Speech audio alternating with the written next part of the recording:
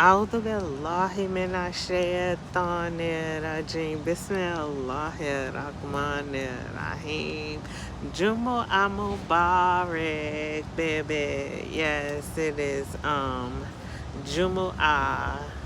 The Every day in Islam is a holy day, but Jumu'ah is the day when the Muslims get to see each other, and it's just a beautiful thing. I pray Allah you are all having a blessed Jumu'ah. And in some places, it is what they call Al-Arafat.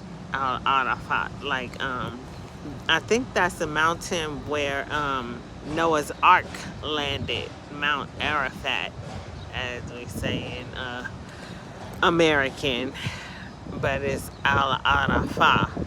Arafat. And you can Google it to see all of, I don't know, because yesterday I was telling you how I have to avoid the comic book store, like crack and other dangerous things. Bus got his song from this old commercial for children about medicines. You know how they have the child-proof cap on it, but it went like, "This is serious. We can make you delirious. You should have a healthy fear of us, because too much of us is dangerous, so dangerous." Yeah, Buzz got that from a commercial. But that's how I am when it comes to comic books.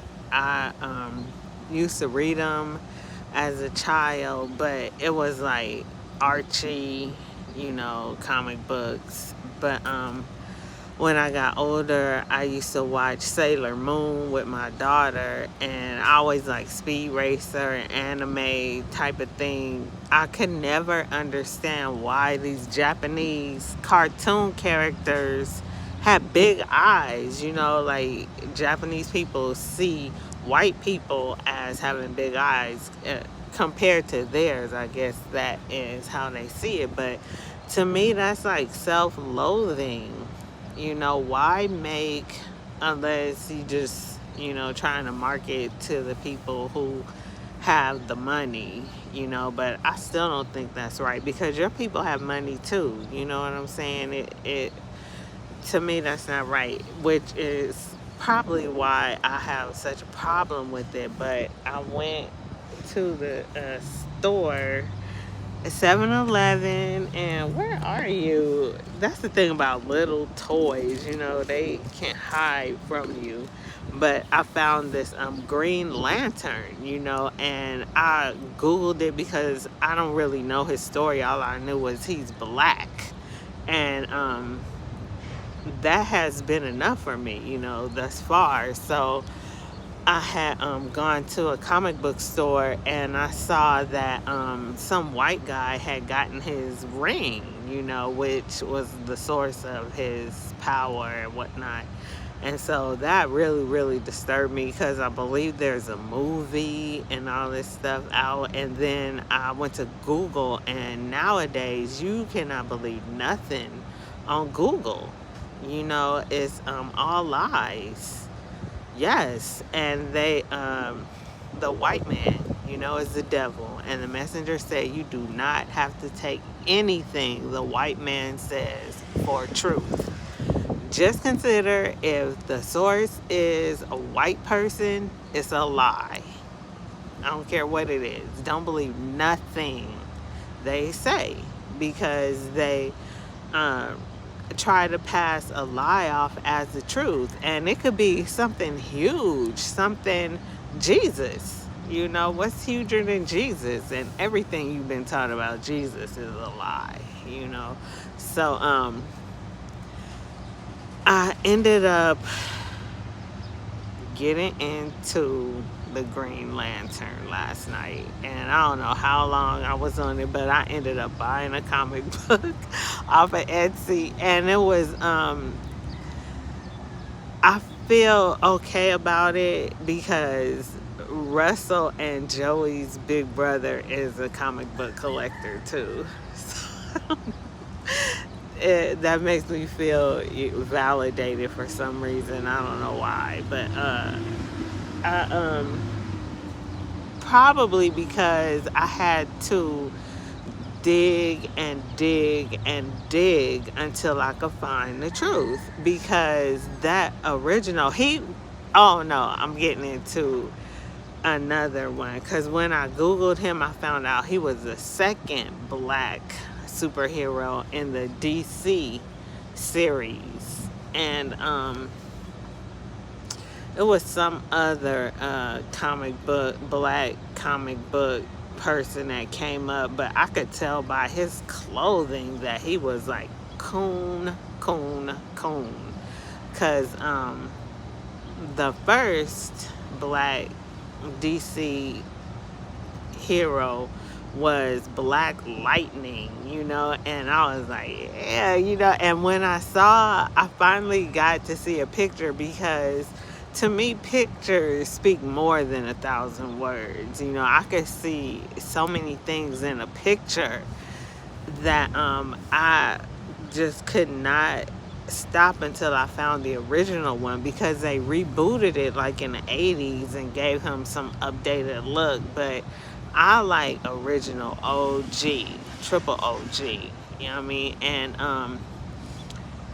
I finally found the original, and he was political. Superman was getting beat up by somebody, and somebody else was telling Black Lightning, save Superman. He's in trouble. This bad guy, I forgot his name, is about to kill him. And Black Lightning was like, no, because then they gonna put me in jail. And I was like, oh my God, that is like so relevant, because most people ignore that fact, especially white people. Some white people know, and they intentionally try to upset you and disturb your peace so that the police will get involved, because they know automatically they're not asking no questions. If you black, you automatically guilty.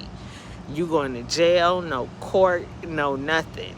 You just going to jail, And so being black, even as a female, I have days, depending on what's going on in the world. This 4th of July just passed, and they was like really on me. I'm not sure how it was, but it's probably the same for aware black people. When they have a day, then they really clamp down. I was in Facebook prison during the whole 2 weeks before the 4th of July. I was in Facebook prison, and I just got out, I think Sunday. No, because the 4th was Monday.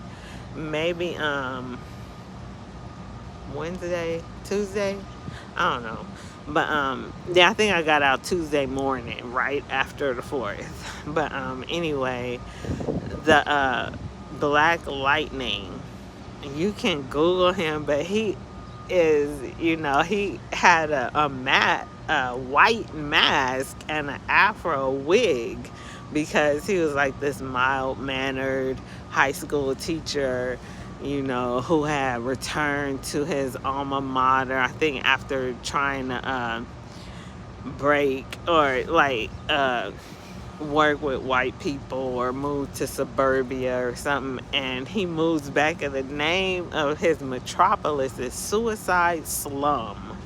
I was like, oh my God. But these superheroes, is always some tragedy that they're born out of. And I'm like, that's the white man. Superheroes in general is white man, because black people don't need that, because we already have what most people consider superpowers, just natural. Things come so easily to us. I think about this one brother, and the things that he can do is just so, and but to him it's like nothing, and it's just like, okay. But anyway, stop talking about peace. And I ended up ordering issue number 3 or volume 3. If I had looked, instead of getting so excited about actually finding one that I could afford and actually purchase, because the first time I looked it up, it was like sold out, there are no more, and when you can come across something that's no longer in production, and it's like a limited number. My psychiatrist was Dr. Richard King, the man who made melanin a thing, and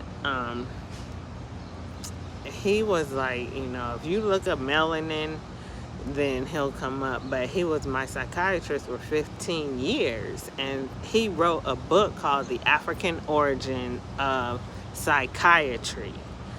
And we were talking, and he told me he couldn't even afford his own book. It was selling like $5,000 online, some website, Amazon maybe, was like selling it for a lot because they're out of print, now. So only the ones that are in circulation are available. So when someone has something like that and people want it, they could set the price as high as they want.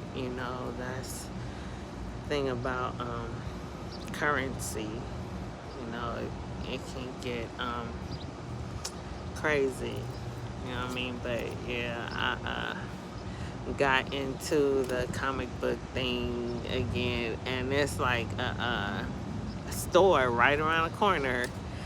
But out here, it's my son said it's worse than Malibu, and the other areas, rich areas. He got hit by a car right in front of me. I'm still, trying to process that. It was terrifying. I probably need therapy or find some type of outlet. I guess it's this, but I don't even want to talk about it. I found that helps, and I also realized it's always a positive in every situation. Even if you think it's no kind of positive, you just have to search and find it, and really, really think hard and find it. And I haven't really thought about what's the positive in that, but maybe that he just could have got up and just walked it off. He's athletic, and that's what you do when you get injured. You just go on, walk it off, and then the next day or that night, you put heat or ice or whatever you need. But I really believe if I had not been so traumatized, I could have been like, boy, get up, and we could have just went on about our way. But it's a lot of haters here. But the Quran or the Bible, or Jesus would say, as it is written, Allah prepares enemies for the righteous wherever you go. In this world, there's always going to be some enemies, and the depths that they go to try to kill you is unfathomable. You would think it's a conspiracy, or people think you paranoid. I was actually staying butterfly in the sky. Have you ever tried to videotape a butterfly? It's like crazy. But I was staying in this I forgot what they call it, but it's like a place where they rent out rooms. And the guy who collected the rent, it was some big fat white lady standing there, and we used to get into it all the time. But he just like casually mentioned, she not over in there plotting how to kill you. And I'm like, where did that come from, And to me, that's like a affirmation that she really is, She really was. But that's just how it is, Jesus, not Muhammad Ali, Martin Luther King Jr. But not the messenger. He used to say repeatedly, they will not be able to pull that small time stuff on me. And it's true, they were not able to kill him. And several attempts were made on his life, but he died because How to Eat to Live was new. And the Bible said he had to be afflicted with everything we're afflicted with, So, yeah, he's like Moses. He did not make it to see the promised land, but that's in the Bible too. Deuteronomy 18 says he would be like Musa, prophet Moses, sallallahu alaihi wasallam. Sallallahu alayhum wasalam. But yeah, Google Black Lightning. It's dope, and it's crazy because when my son was like 9, he drew some black superheroes. And thinking back, because he doesn't know his father, and it was like 2 brothers, and one of them what looked like Frozone, and the other one looked like some type of fire superhero, so I don't know how he could, he's Muslim, he was a little FOI, so his thinking, and his name is Hakeem, and he used to still astounds me with, I don't know, one of the characters looked like Frozone. He had the light blue costume, thin, head cover thing like Frozone. And I don't know if he knew, or I never mentioned it, I never verbalized that this character looked like Frozone, or if he was just, drawing. And the other one looked like fire. So you had like the 2 opposites, the fire and the ice. And then it was like their father, and so he had like the open chest out with the hair and the gold medallion, the big afro, 70s, type of look going on. And it's funny to me, but all I could think, and this is the first time I've ever seen it, was, where am I? I'm not. But if you really think about it, there should not be a need for a female superhero. We're supposed to be at home with the children, not involved in nothing that's going on in this crazy world. So why would there be a need for a female to have to stop female bad guys? There's no such thing, right? So that's my how I came to terms with no female being in there. I don't know. I'm really soul sister. I like being a girl and sisterhood type of thing, sister, and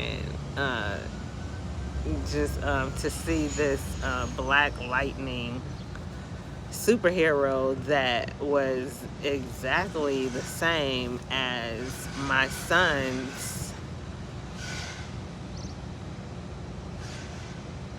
image or impression of what a superhero from the 70s would look like, because Black Lightning came out in 77. And in my opinion, the 70s was the best decade in history. It was just, the 90s kind of,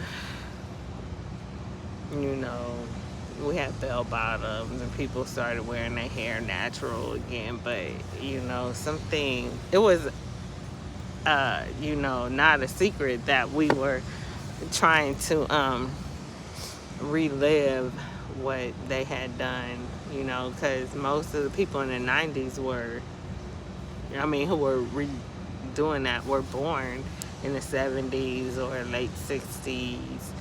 And, we were children when that type of thing was going out. And to me, music is like the most important thing. And Stevie Wonder's best work began in like the late 60s, 69. You could see that 70s influence entering his discography and his creative process. But the 70s music was by far the best. That's when hip hop, was born, and soul music was something new, and the blues was kind of dying out.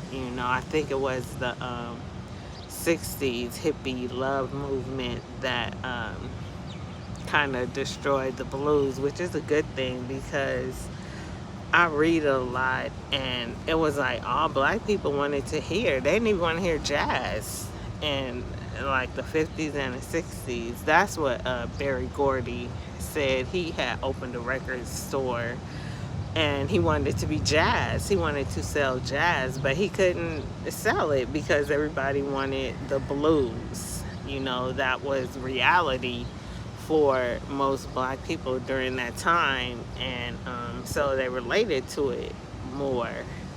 But there's always a contingent of progressive black people who aren't as weighed down as other the majority, the 85%ers, and we were like into bebop and whatever. But by the time the 70s came around, it was like full party mode, disco, and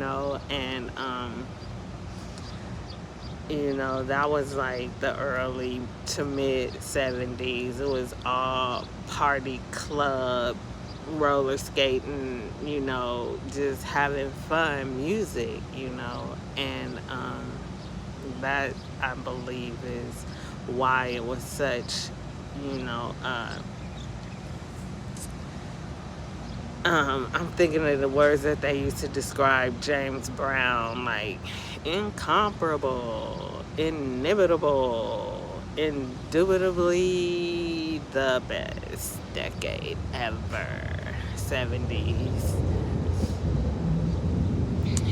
And then the 80s followed. The 80s was dope too, because that's when the classic hip-hop, hit. Hip-hop had found this niche, because when it first came out, everybody was saying, oh, that's not gonna last, it's just a fad, but they got commercials with Fred Flintstone rapping about Fruity Pebbles is a major way, I love Fruity Pebbles in a major way, something like that. But it was like everybody, was had some type of rap. You could probably look up Coca-Cola, Pepsi. They had, if you was anything close to rap, or, then that was like the thing. Graffiti in LA, the first graffiti artist was somebody named Chaka, Chaka, and it was all on the news because he was hitting up everywhere, and they was on the news trying to figure out what is this, and people growing up was like, yeah, Chaka, but it was like on the news every day, some new tag that he had put up. I remember some on the freeway, but that was a new thing, writing on the walls, and now I'm like surrounded by it. I feel comfortable around graffiti. But yeah, that's how it was in LA. It wasn't as artistic, as it grew to be. It was just this one person. He was probably like, I think his name was Scene in New York. Maybe, I don't know. He might have been like a bag, like writing over people graffiti. But I don't know. I just remember like that name being a forefather in graffiti. Yeah, it was Chaka. I wonder where he at. But I don't know how I got on into the culture, as they calling it now. Yeah, I gotta I don't know. Let me not say nothing about that yet, but yeah, I can't wait to get this comic book. I don't know what's gonna happen to it. It's like really a collector's. It's not the first edition, but I did find a first edition for sale was up out of my price range, but they're out there. You know, if you want to get one, you know, I always find collectible black, you know, museum type of artifacts. Like someone told me that Booker T. Washington and George Washington Carver were on an actual American coin. It was a 50-cent piece, and it had George Washington Carver, and one of them had Booker T. Washington, the two black Washingtons. And they were online for sale. You could actually add them to your black memorabilia, you know, archives. I looked it up again, and they had put them both on the same coin, which to me was kind of crazy. But that's the kind of life I live, you know. Somebody just whoop, and made the put them both on one coin. So I don't know if it's still available. I might look that up. I don't know what I would do with it. When you're homeless, it's like I tried giving some things to a relative, and then, you know, like coat that I didn't need for the summer, you know. But when things that I buy are like classic, you know, where I had this scarf. Shout out to Finesse, the OG plug, wherever you are. I love that scarf, you know, and I had it for years. When summer came, I would just pack it up. And I remember seeing things like that on TV. Rudy wanted to wear some sundress in the winter, and her mom wouldn't let her wear it, and she wore it anyway and got in trouble. But we don't really have, I never had that problem growing up, you know, with winter clothes. Maybe because I was young and so I would grow out of things and just have to replace them. But, you know, a scarf, that's something you can't outgrow. But anyway, I had the one scarf for years. I wish I still had it. But yeah, so when I called her to get it, you know, because it was dope. It was a white fur cape with a hood, and I think that's actually a cloak. If it has a hood, it's a cloak, and it was bomb, you know. I saw this one brother from Lamert after coming back from New Orleans, and you know, but anyway, it was dope, and she never returned my calls. I was like, that's why I don't deal with any of those people anymore. But yeah, it's I don't know why I brought up changing seasons and that cloak. I don't really need it right now, but it's gonna get cold again, and I guess being out here for a few months, I'm starting to find my way. You know, I'm an extremist, so when I get into something new, I go like 112% into it, and then, you know, after time passes, then I get to stability, you know, stabilize, where I can you know, just keep that momentum going until I get something new. So yeah, Black Lightning. It just got my creativity flowing again. I have so many things that I want to do, like get away from these comic books, I was trying to see if I could find a PDF because I really just wanted to read it, and look at the pictures. But I couldn't find that. And plus, it's better, in my opinion, to actually hold the book. I'm old, I'm 51.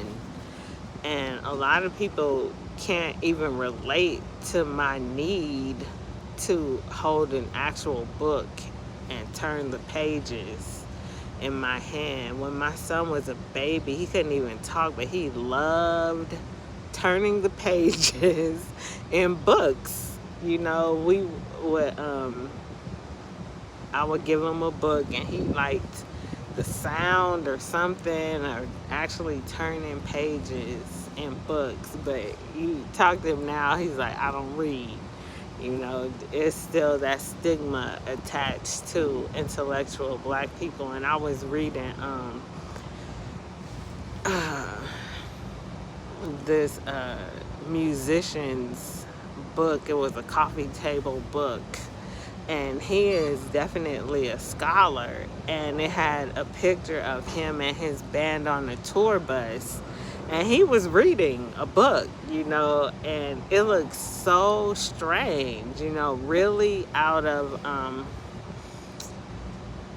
place with these all black brothers, and they different activities. Some of them watching a movie and but some of them, maybe eating. But he was just sitting there really, really into this book, reading, and it just looked odd, So I guess there's maybe some, I don't want to say legitimacy to black literacy being anomaly, but maybe it is reality. And people like to post children. I saw this picture of this group of children going somewhere on the subway, and they were all reading, and it was nice. But to see a group of adults, all reading, that would be something too. He did have a picture of them reading a newspaper in some city. They were like, but to me, a newspaper is different. I hang out at 7-Eleven. I'm homeless, so I have a lot of time, and I would I've always read the newspaper as long as I can remember. I used to read I like the lifestyle and the calendar. I used to read the movie section, when movie theaters were big, and see what movies were playing where. I don't know why. Maybe I wanted to go to the movies. But I would look at the people who would stop at the newspaper section, and they would just look at it and read the top fold of the newspaper. And it was always middle class men. I'm not going to say white, because most of the people here are Hawaiian. So they were middle class Hawaiian men. I didn't see any other type of person stop to actually look. None of them bought it. They just looked at the top fold. And I have a degree in journalism, so I know how important the cover top fold of a newspaper is, because that's where you put the most important things, or you're supposed to put. In America, they put, stupid stuff to keep the public stupid, and you gotta actually open it, and in the back, in the very, very bottom, in real small print, such and such happened. It was a bombing and wherever, but it's always middle-aged men, and me. Crazy. I'm gonna take that as my cue. smell funny, and it's I think people try to tear gas me when I'm talking. Happens too frequently to be a coincidence. That smell a lot.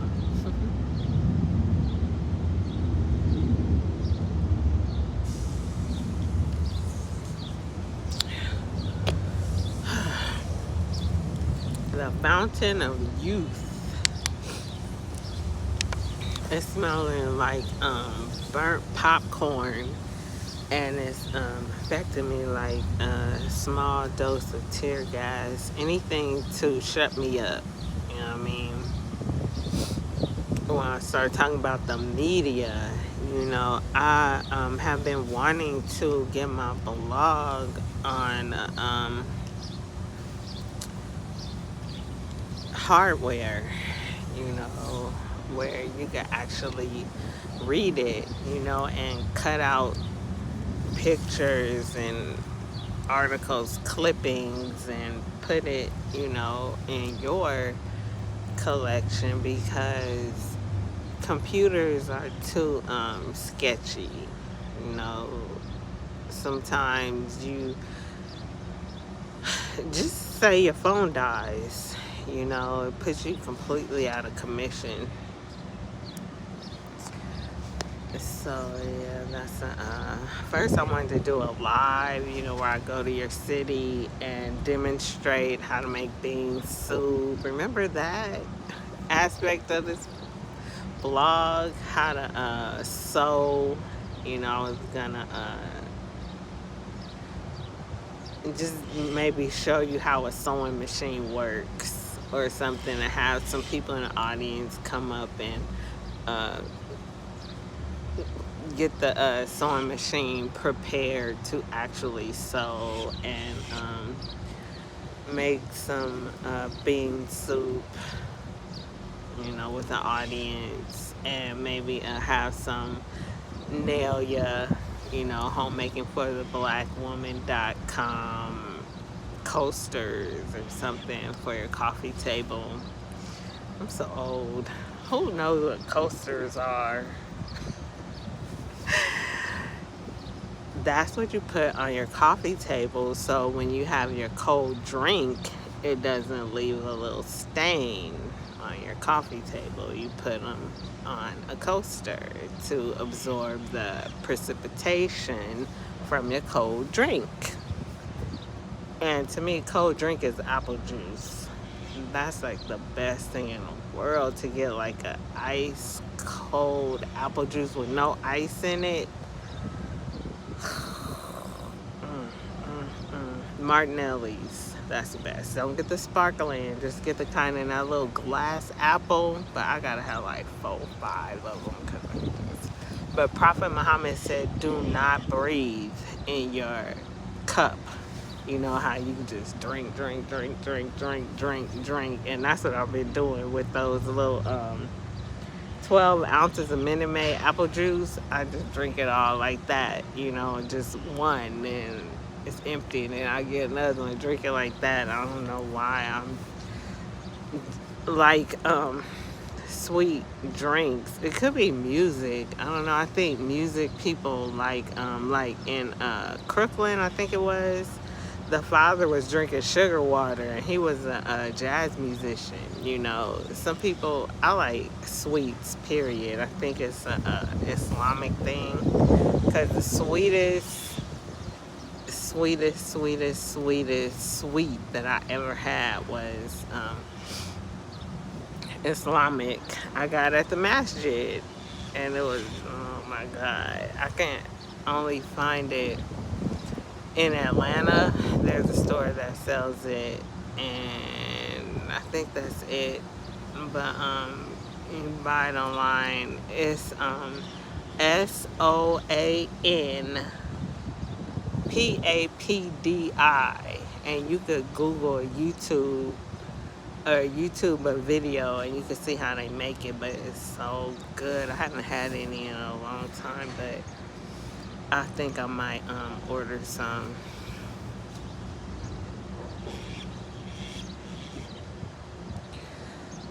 Okay, I guess that's about it. Look up Black Lightning, and they revamped it. I think it had like a TV show or something. I don't know, but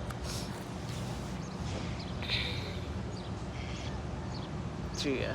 All right. Assalamu alaikum wa rahmatullahi wa barakatuh. I gotta find the green lantern around here somewhere.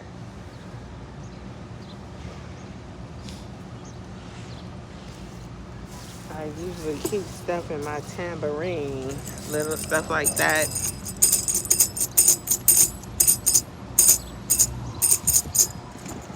I in Hawaii, so I call it guitar. You know, it's so many names for string instruments, but I feel like when I went to the Wayne Brady show and he asked his producers, could he sing? I felt like he wanted to sing because I was there. But they told him no. I was like, is it really the Wayne Brady show or his producers? But his music was so generic. You know, it's like they have a template for a hit song. And Herbie Hancock was kind of the same too. You know, they just fill in the blanks, and it's like Mad Lib for music. You know, it's a formula if you want a song. And he had a couple hits. He was at the Taste of Soul, and he had a song. It was, you know, catchy, but to me it sounded like just mass producing songs. You know, I like songs with variety, and this one I'm trying to pick out. Let's see if I could, right there. Okay, it's first I'm gonna play a song I know. I wrote it when I was you know, I always make up little songs or whatever, but this one, my son said I'm singing to the sun, and I think he got kind of mad because he's the sun, you know, right? But want to hear it? Here it goes. It goes. Here's a little song I wrote. No, it's not this.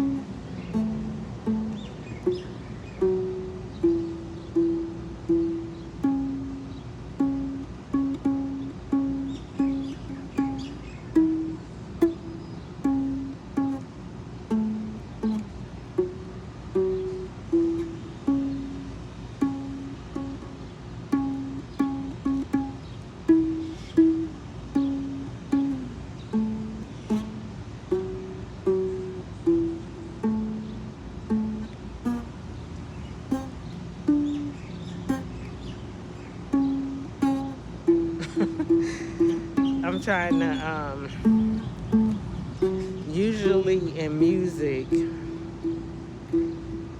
they call it improvise, but Peace calls it freestyling.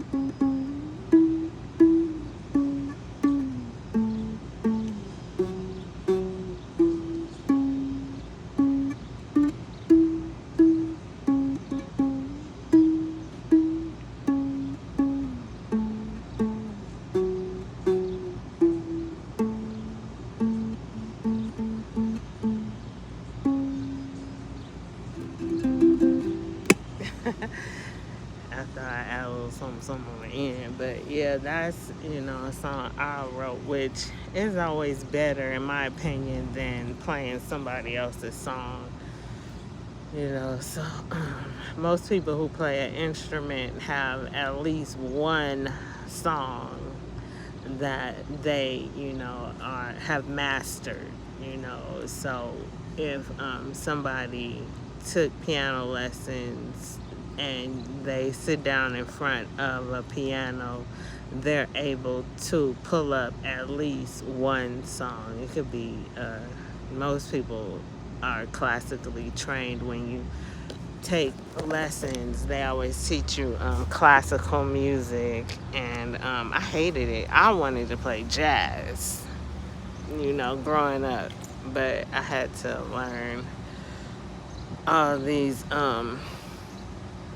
simplified versions of classical music, for children. Maybe some of them were the actual ones, but I was at the world stage and somebody had actual sheet music from Duke Ellington, Edward Kennedy Duke Ellington, and blew my mind.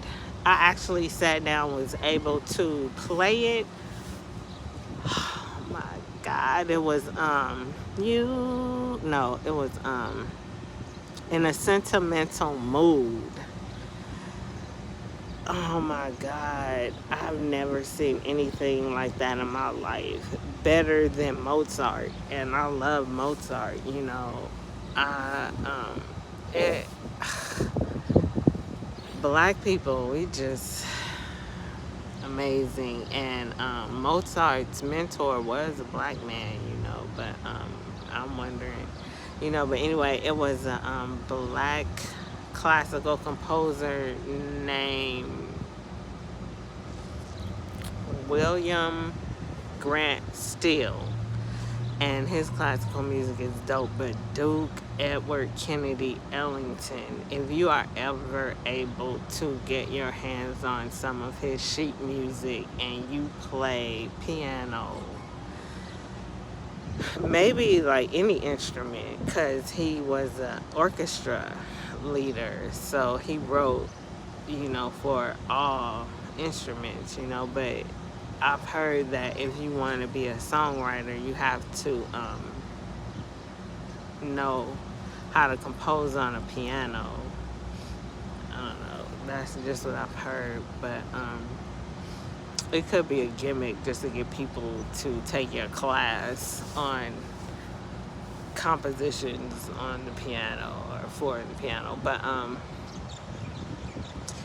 he had a ghostwriter, as they say, that a lot of people aren't aware of, and his signature tune was actually written by, what's his name, Billy something. I've heard a lot of things about him, but some people don't care about a person's lifestyle or character, but his last name, you could tell a person by their name, even if it's a given name, that tells you what's in their DNA, and I was on a Muslim website and they wouldn't let me put Herbie Hancock. And, think about his name. What kind of name is that? But his name, I want to say Billy, I can't think of it. There's got to be a reason. But a lot of Duke Ellington's tunes were written by someone else who was like his secret weapon sidekick. But anyway, I'm gonna go on. I still kind of want to learn this song because this is black cellist, and he grew up, his whole family, it was like 5 or 6 children, and they had their own symphony, you know, these black children, they're older now, but I remember seeing a video of them, and I sent it to KUSC, which is, or was the only, at that time, the only classical music station in LA from USC, you know, but the Kane Masons, that's who they were. You can look them up. They did an album of classical music for children, and it was like animals and stuff. But the brother, Sekou, a cellist, I think, and his sister accompanies him. But he's like the only one, I believe, who actually took it seriously and made a career out of it. But I saw one of his albums, and he did this song. You know, it's a cover, but I like the artist too, and I don't know anybody who doesn't. So I thought it was like a good tune to learn, but it goes something like this.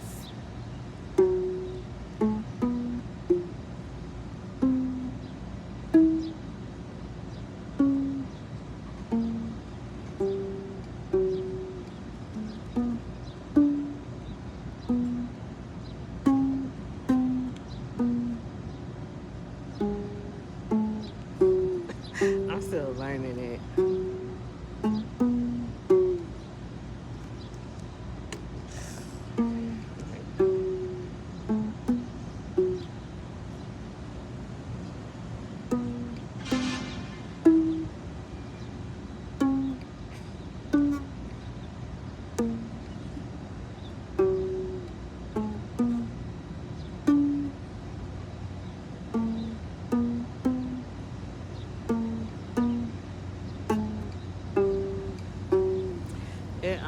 You know, these type of instruments can be, I mean, I could play it better, but you know, if I practice more. But I think the fact that it's somebody else's song, I really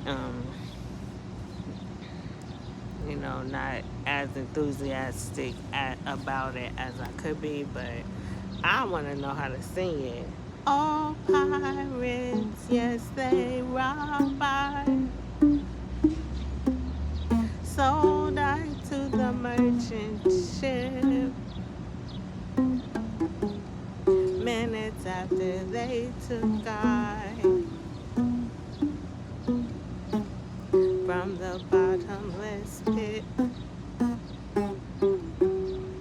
But my hand was made strong by the hand of the Almighty.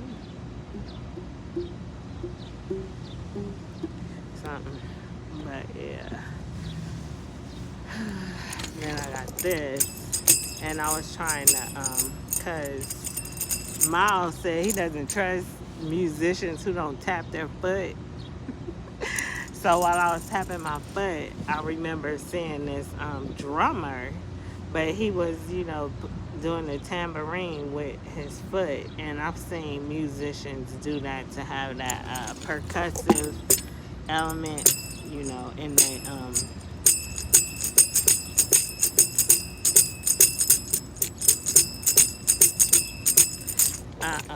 really like this one.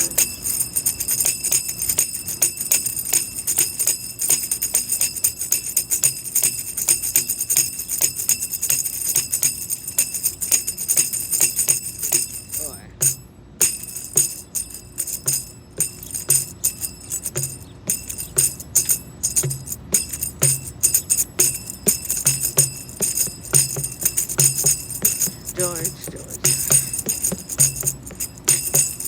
Strong as he can be. Watch out for that tree.